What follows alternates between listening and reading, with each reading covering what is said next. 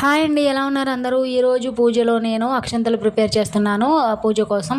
దానికోసం అయితే ఫస్ట్ ఒక చిన్న ప్లేట్ తీసుకున్నాను. సో బియ్యం అయితే తీసుకున్నాను, తర్వాత పసుపు వేసాను. అక్షంతలు అంటే అందరికీ తెలిసిందే కదా. సో అవి బాగా మిక్స్ చేసుకున్నాను అనమాట. తర్వాత ఏం చేశానంటే పచ్చకర్పూరం ఉంది కదా, సో మన ఇంట్లో ఏ కర్పూరం అవైలబుల్గా ఉంటే అది. నాకైతే పచ్చకర్పూరం అవైలబుల్గా ఉంది కాబట్టి దాన్ని చిన్న చిన్న పిండిలాగా చేసి అందులో వేసి కలిపేసాను అనమాట. తర్వాత అయితే మా ఇంట్లో గంధం ఉంది, సో గంధం కూడా కొంచెం వేసుకున్నాను మంచి స్మెల్ రావడానికి. కొంతమంది అయితే ఇళ్ళల్లో జావాదు పౌడర్ అని ఉంటుంది, లక్ష్మీదేవికి మహా ఇష్టం అనమాట. జావాదు పౌడర్ కూడా వేసుకుంటారు కొంతమంది. సో ఆ తర్వాత మన ఇష్టం అనమాట. నువ్వుల నూనె కానీ లేదంటే ఆవు నేతితో కూడా మనం కలుపుకోవచ్చు అనమాట. సో ఈ మొత్తాన్ని బాగా మిక్స్ చేసుకోవాలి, బాగా పసుపు రంగులో ఉండేలాగా.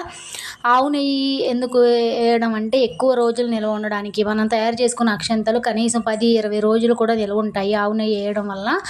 స్మెల్ అయితే రావన్నమాట. సో నువ్వుల నూనె కూడా అంతే అనుకుంటా, నాకు తెలియదు. నేను ఎప్పుడైతే ఇలాగే చేస్తాను చేసినప్పుడల్లా. అంటే ఈ అక్షంతలు ఎందుకోసం అంటే మనకి పూజలో ఎప్పుడైనా పువ్వులు నిండుగా ఉన్నా కూడా సో అక్షంతలు వేసుకొని పూజ చేసుకోవచ్చు. వీటిని అయితే నేను ఒక కర్పూరం భరణి ఉంది మా ఇంట్లో, అయిపోయిన కర్పూరం ఖాళీ డబ్బాలో వేసేసాను.